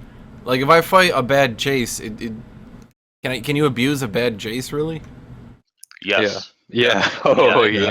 yeah. That's a free win. That's a free win. Depending on how bad the Jace... I mean, I guess my point is that if you're fighting a Kled and you're better than the Kled and you keep track of his cooldowns and you go for good engages and disengages and you dismount him and you don't let him get any courage back after you dismount him, and he's at 0 courage and he knows he can't last hit because if he ever tries to last hit, it uses his W.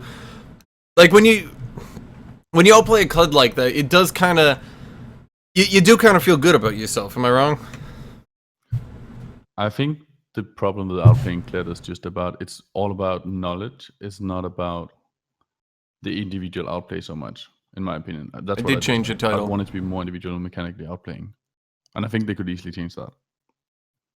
Game in general I needs can to get be more behind like that, Wicked. Because right now it's just very, very... There's not so much mechanical outplays happening in the top lane, let's just say that. Yeah, exactly. I mean... the best mechanical outplays that happens is the fucking Jace that's terrible, walks up all the time and takes marker Qs in the face, you know, because he doesn't know how to stay at max range. But that's it.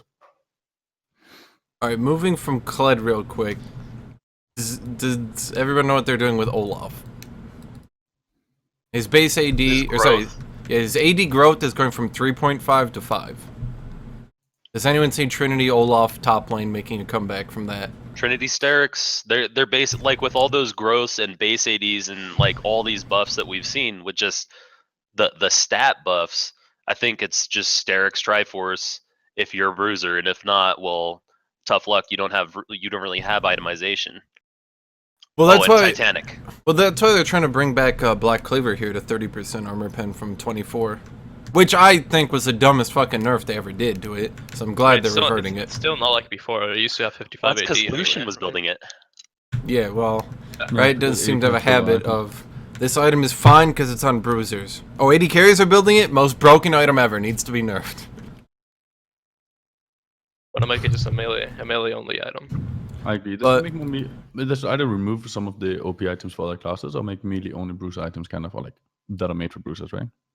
You know what I think they should do with Olaf? I mean, that's a great buff. I don't see Trinity top Olaf coming back, but I really think for Olaf, I think having a high attack speed character who also needs to weave two abilities has such a difference between optimal damage and non-optimal damage that any amount of fuck up, any movement, anything at all where you're not just jackhammering your opponent reduces your damage so considerably. Like, full damage Olaf sitting in your face can wreck so many champions, but I really think that should be nerfed a little bit, and I think they should bring up his damage against a target who's moving around, you know? Like, if you ever played a champion and Olaf actually manages to lock you down with his Q, and he hits a W, and he's got the E, and he hits you with the third Q, the second E, you know, that, it just fucking murders you. And I think, really what they should look at doing is moving either his W back to flat damage and removing the attack speed again, because that was far more preferable for me.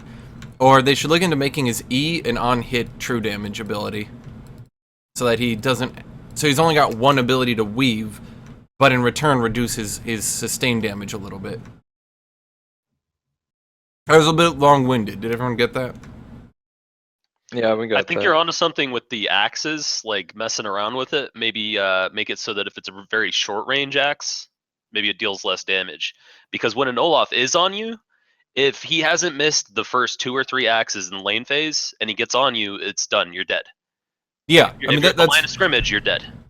And, I mean, one of the suggestions I have is, I think Olaf, realistically, what is Olaf's mana bar right now? There's 30 mana on his W, 60 on his Q, spammable, his E is free, his ult is free.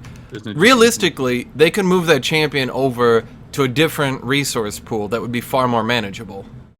Like, maybe give him an axe pool. He starts the game with 2 axes. He gets 3 at level 6. If he throws it and he doesn't pick it up, he's only got 1 more axe to work with. Maybe he has a 20-second recharge time, you know?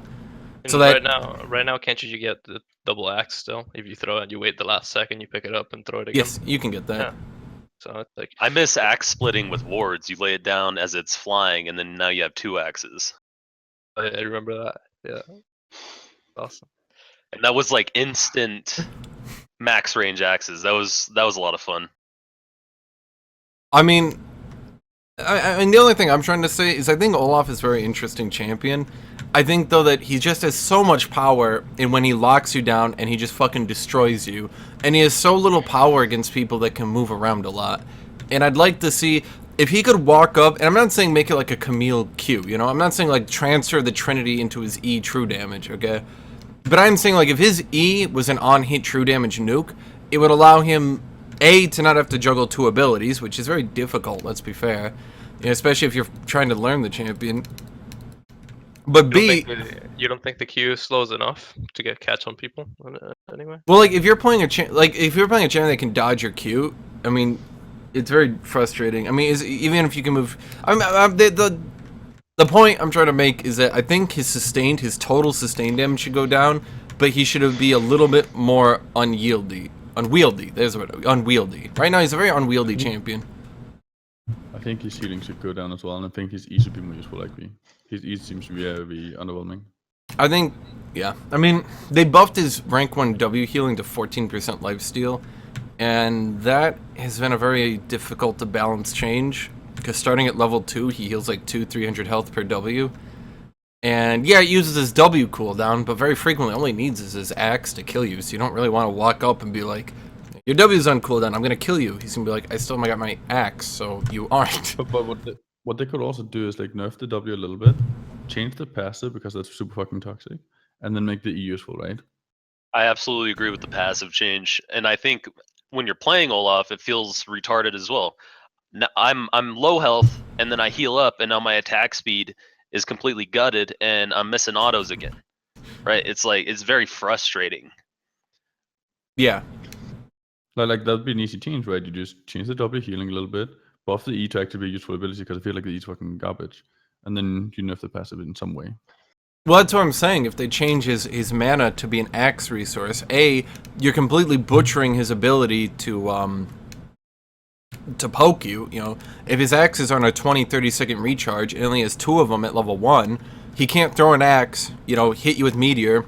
5 seconds later, throw an axe, hit you. Throw an axe, hit you. You know, he's actually gonna have to come out there to play. And second off, if you actually dodge away from his axe, like right now, especially once you get cooldown reduction, he can get it back reasonably quick enough that even if he overthrows it pretty hard, he can compensate for it. Was it 9 to 5? What's the exact problem with his axes? Like you could just up the cooldown, no, of the recharge. Like if you pick it up, then you don't get it as fast. Like that's the only thing you have to change. You don't have to change the whole system. I mean, I guess from a fundamental level, the one thing I think everyone would want fixed with Olaf so that he could become a real champion again is his level 1 is so impossibly overbearing that he can never really become a good champion because he's probably the easiest top laner to snowball within the game right now. You can catch so many people with those axes. You can get so many first bloods. I mean, I would expect if you looked at first bloods, like by a champion-to-champion basis, he's probably top 10, yeah? But that's only because you can spam them, no? Like you can legit just spam them if you're melee range, pretty much, right? You just have to change that. Yeah. You don't have to make a system. You just have to be like, he picks it up, he gets like half cooldown, he gets like whatever. I don't know what it is now, you know, but change the number a little bit on the nerfing side. So it's minimum like 2 seconds or something. Then he'll be fine. 2 or 3 seconds, he'll be fine. Because I think the axe right now is a cool mechanic. I do like playing Olaf. He's probably one of my favorite champions. I'd definitely put him top 5. I've played so much of him over the years. I guess it's an Olaf. Going from there, Renekton, 3 more damage on his auto attack level 1, which obviously affects his W. 0.65 more AD per level. Does that do anything, anyone think? I think with the buff of fleet footwork, it makes him even worse regardless of the buff. If he's against the champion that uses that. Am I the only one that can pretty much out-trade Renekton on every champion in the game right now? He's just a quintessential like bruiser. Like if the bruisers fit, Renekton's doing great. If bruisers don't fit, then Renekton's screwed. Which Bruce is he doing great against? Renekton? He still does pretty good against Aurelia for sure. He's okay against Aurelia, but not as good as before. That's Why really not? it.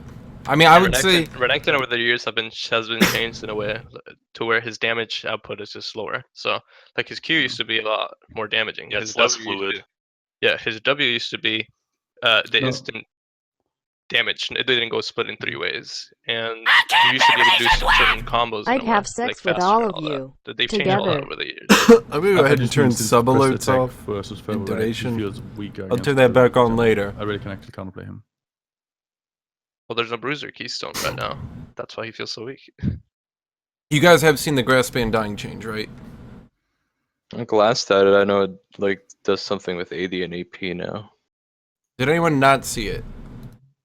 Okay, so just ICU. Okay, so grass band dying is losing the permanent health stacking. Its damage is going down to 3%. But after you proc it, you get 1% of your total health in damage. And that remains for the rest of combat. And then I've heard that it stacks, but I haven't verified that. So 3% damage instead of 4, 2% healing as before. Doesn't stack max health, gives you AD if, you know, based on your max health. Does that make a champion like Renekton good, or is he still trying to go press the attack, do you think? So it's like an adaptive fervor. Kind of Yeah. think of it that way. But I mean, like, should that really be Okay, it The does Bruiser stack. It keystone? does stack. like should grass be the Bruiser keystone? That's more what I'm thinking. The big thing for me, at the very least, is they're taking away Tank's ability to keep a grass procced, walk up to you, hit it with you once, back off. Like that, if nothing else, that's probably the biggest change. The gaining damage or ability power, then having to use that after proccing grasp is such a big change. I actually think I like it because it kind of nerfs the tanks trading aspect. Just like you said, you hit them once and then they walk away, and they healed a lot as well as poke the shit out of you. And now it gives them either AD, probably for a lot of the tanks, maybe AP for Maokai or somebody, but then they don't really scale off of those, so they're not going to be super oppressive with it, and they're not going to get a bonus to 300 HP. Like, they're not going to get 2 Ruby Crystals towards the late game in free stats. I like that. Okay, overall. My chat is telling me it does stack. So if you proc grasp, then proc a second, you get 2% of your health is damage, and then 3, 4, etc. But I doubt you'll get that far. I mean, the big that's thing. That's a 5-second exchange that you're taking. So the longer the fight, the better it is. Obviously. Yeah, I think the big change here. How long does it stack for? Like forever? For as long as combat lasts. Okay, so I think that's fine. That's not really a problem. But I just more mean like I think it's a good change. I think it's perfect because it nerfs the healing and tanks and so on. But I don't think that's the bruiser keystone we need, right? Because I think a bruiser is about killing people and not about healing. Well, I think the idea with the keystone like that, at the very least, is for a champion like Renekton or Olaf, etc., is that I guess You would actually deal with tanks and split push. Yeah, A, you'd be able to deal with tanks because you're gonna get your damage, but B, especially during the early laning phase, like let's say I'm playing. Okay, most attack champions are still going to press the attack, but let's say I'm going, I don't know, Camille. Let's say I'm doing like a typical Trinity Sterix Titanic Camille, right? And maybe this isn't working perfectly. Maybe let's use Renekton for this example. I don't know. The point is, you proc your grasp, you gap close into a champion, you proc your grasp, right? So you actually use it on them, right? You now use it, you do your W, your Q, whatever damage abilities you have. Then you stay in combat, you have more attack damage, you have more, you got a second grasp proc coming, because it's still 3% of your max health and damage, 2% health healing, So it's not like that aspect is bad, but you get to the second grasp, the third grasp, the longer a tank or something like that tries to stay in combat with you with their overshock, the worse it's going to get for them, The one thing I really don't like about the resolve tree is if I go precision secondary, I don't get the attack speed. Like that really just. You wouldn't give up Triumph for it? No. Like if I go Triumph and like. Oh, you mean the secondary? Yeah. Okay. Yeah, I don't get the attack speed. If I do that on like any other tree, I get the attack speed, but not for resolve. You're going Triumph and what else as Irelia? Triumph, Alacrity, and yeah, that's about it if I was going resolve primary, but I can't because there's no attack speed to be gained from going precision second on. The screens are fucky. I don't know, people. I don't know. It's not. I don't know if Hashinshin was saying anything, but I didn't hear it. No, I just was don't like explaining yellow my tree in chat. general. I mean, it would be nice if. I mean, I know why they don't do it. They want tanks like Poppy and etc. the option to go and get Triumph without getting attack speed. But it does feel really shitty when you're trying to play like a Darius or something, right? And something like this is made for a champion like Darius, right? And it feels really shitty that you're playing a champion like Darius who would previously use attack speed quints, who gets nothing. And it feels so shit to play Darius right now. Like It feels shitty to play any of the Juggernauts because you have that base attack speed that you're using, and it's like CSing feels awful. Well, they changed all the tanks to have base attack speed in their kits, right? In base stats. They No. just do the same in Juggernauts, no? Oh yeah. I don't think they did it for Alawi. They didn't do it for a lot of champions, actually. No, but I mean they did it for most tanks, right? Like tanks. Yeah. No? Anyone that would always take attack speed reds, yeah. Yeah, so they could just do that for Juggernauts. I don't think that'd be a big problem. I don't know why they haven't. Darius's win rate is like 44%. Like, I think the buffs they did were decent, but I feel like he should be like a little bit more of an emergency. Like, you don't go from a 51%. Same thing with Trundle. You don't go from a 50% win rate to a 44% win rate and not have something substantially flawed with your kit now.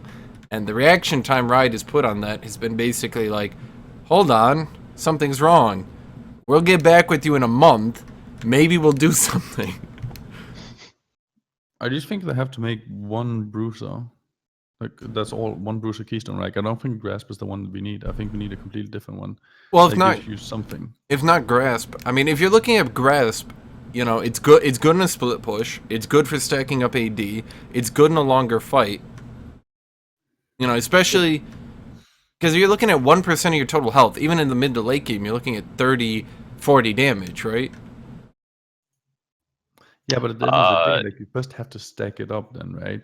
Then you have to go for the fight. It's so I don't like that kind of. No, concept because- that's typical trading patterns though. When two bruisers or two tanks are sitting there on the wave, you're gonna be stacking it up, and then the grasp is up. Now, like after you've hit about 2-3 times, then it's up, and then you hit them, and then now the grasp procced, and now you have a plus 30, plus 40 damage based on your HP. I feel the problem is there that the guy who's at the wave have the advantage, right? So that basically just makes very little counterplay for the other guy. You know what I mean? Well, I think that's always Basically, just the been. other guy's just I think that's back. always been top lane, though. I mean, Not really. you go back 6 years when XP range was shorter, and I mean, there is an argument to be made that they've made it too easy to stay in lane, that it's too difficult to eke out an advantage. No, but I more mean like I don't think grasp is the one we need because at the end of the day, whoever's there will play aggressive. Whoever's in the wave, and the other guy's just like, I'm just gonna wait till the wave is at my place, and then he's gonna push the wave back. You know? Yeah, And then whoever he's gonna can be get the aggressive one. proc first wins, Yeah, basically. exactly, and that's a dumb concept, right? That's why I don't think it's good for bruisers because it's just gonna make it even worse. Like it would be better to have a keystone that would activate instantly. You hit somebody, it activates. Like Ferro was great for that, you know. Ferro was actually good. Nobody thought it was toxic in any way, and both people could counterplay each other. You can make something similar to that. So you're thinking something like grasp and dying, but like you need to be in combat with champions to get it to start working. You could even have it like proc instant. You jump on somebody, it procs instant, and then it gets stronger and stronger over time. Like over seconds. So you're saying something like you get damage equal to your max health, starting at 0.1%, increasing over time. Yeah, that could work. I mean, that'd be interesting. It's like a fervor scaling with HP. Yeah, basically a fervor that doesn't scale with how many times you hit your opponent, but rather how long you can stay in combat. Yeah. Then the attack speed is not that important either. For all the champs, right? And it's not like Renekton's just gonna click W and have 6 stacks. And then I'm just missing Storm Raider's Surge. The keystone that was forgotten. No, don't worry. Ranged champions have their slow resist back, which was needed. Yeah, not a fan of that. Not a fan of range champs being able to position even better. I fucking I don't know. I message. I don't even remember who it was. And I'm like, dude, did you guys just fucking do that? He's like, yeah. I'm like, dude, everyone above Diamond 3 told you not to give ranged champions their slow resist back. Like, please. It's so difficult right now to keep some... Like, because the champions who go it, you're not going on, like Xerath or anything. No, you're going it on champions who are kind of tanky and can dodge around you, like Ryze, like Cassiopeia, like... who's the big one? Vlad. You know, so if these champions have slow resist, and very frequently melee champions are given slows to keep in range, you're just kind of saying you will never get in range. You mentioned Vlad, and I kind of think like where the bruisers don't really have a keystone that they want to be going, that's kind of where Vlad is right now, and that's why he goes keystone. That's why Adrian's going keystone. Or what is it, spellbook for the keystone, right? Because a lot of these champs, they don't have like a keystone that they just absolutely want to go anymore. Same with Malzahar players. We're going Deathfire Touch, and then now instead they go Spellbook. So you just flash engage, flash engage, flash engage. I do think maybe you want to start going Spellbook Hash because you're just playing nothing but bruisers and you're not too happy with the keystone choices, are you? Well, I'm probably gonna wait. Once they put this to live, I'll try it. I'm not entirely convinced that Press the Attack is gonna remain relevant. They just triple nerfed the precision tree, and there was no Press the Attack. I want to reiterate this point because this blows my mind. There's not a single bruiser that used Press the Attack with over a 50% win rate. Not 51. We're talking just straight 50% win rate. Not one. And then they I nerf just think press. press the attack is a noob trap. Like, you should just be going something else. Yeah, as they a nerf bruiser. press the But like attack, what? triumph, coup de grace, and I think that was it. And it's just like, I mean, if you're buffing all these bruisers, right? If you're buffing Black Cleaver, if you're buffing Titanic Hydra, if you're pushing Kled, if you're buffing Riven, you know, win rates are very comparative to each other. If every one of these champions' win rates go up, they're taking that win rate from another champion. In my opinion, they're going to be taking it from Jax, Aurelia, who are currently, you know, kind of top dog, but top dog of the dwarves, really. But you know the easiest thing to do? Like right now I feel like precision is aimed towards 80 carries. It's balanced around 80 carries, right? Make an extra tree that's balanced around melees and make it melee only. Bada boom, you fixed it. I just want them to... That's adding more melee only stuff. I Yeah, like it, But is that bad? it's Riot's programmers that we're asking to do this. They fucking But I'm hate still asking, melee like, only. Doesn't ranged have a lot of ranged only things as well? I'm not disagreeing with you. We're just saying that Riot won't do it because they're Riot. I mean, that's really what it boils down to. I'd like to get, you know, the bonus damage on press the attack back. I mean, the 12% applying to the proc. I'd like to see that return to melee champions. Furthermore, I'd like to see it increase. I said this, 2 weeks ago? I'd like to see it increase to 25%. So level 1, you know, melee champions got 35 damage on a press the attack proc. That would actually start to make them competitive with a 1, 2, 3 hit trade. You know, but they don't really seem to care. I think press the attack is fine, right? But if you look at them, like press the attack works in ranged. Lethal tempo works in ranged to some extent. Fleet footwork, buffed works in ranged, right? Where bruisers only have the option of press the attack, right? Like you need an anti-tree dedicated to them, I think. In my opinion, because you don't have anything. Like grasp doesn't work in that opinion. It shouldn't at least. It's only because it's overpowered if it works. They have a few keystones strewn randomly around that were made for bruisers, like Which one? what is the one you gain movement speed running toward a target you've Phase slowed? rush? Anyone remember that one? Face rush or what? No, you gain movement speed towards a target that you've slowed. I just always take Cosmic Insight instead of that shit. But that's not one of the main ones, no. That's one of the lower ones. You use it on Olaf.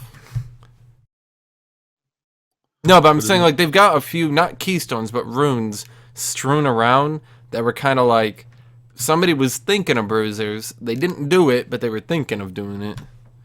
Approach velocity. There we go. Yeah, I think we're kind of trudging along like really bad, and I thought it wouldn't take this long, so I kind of have to like All bail right. within a few minutes because I have that paper that I told you guys to. Okay, let me go that I for a have to few more finish. points then, real quick. Black Because we Cleaver. were supposed to like cover the patch, and we just ended up going on a long rant about Jace and All right. Well, let me. Okay, Jace Black Cleaver, stinks. Titanic Hydra being buffed. Who does that affect the most? Kled. Kled for Kled. sure. I think they're really pushing Kled right now. I Kled think and Olaf. it kind Just of. bruisers in general. I don't think it really wants to buy it that much. For example, I don't think Jax wants to buy it that much. Titanic? Yeah. Titanic. No, he does. Cleaver, sorry. Cleaver. I mean, that those two items. It seems like they're pushing. Who are the big users of it? It's Renekton and Kled who use the Titanic Black Cleaver 100% of the time, right? So those two are getting pretty decent out of it. I think it's pretty much that, and I mean, Aatrox is getting a little bit of a buff. I don't think it's going to be enough, but it's decent. Fiora, a little bit of a buff, more AD. Jace nerf isn't enough. That Kane change is weird. Not going to go into that. Kled is getting But- pushed. One thing I'm scared about the Black Cleaver buff, doesn't that make Gnar and Urgot extremely strong? Fuck Gnar. Nerf. Like, he's one of these champions I was talking about. Jace and Teemo are the only ones being nerfed. I want to see Cannon on there. I want to see Gnar on there. I want to see Heimerdinger on there. Like, just...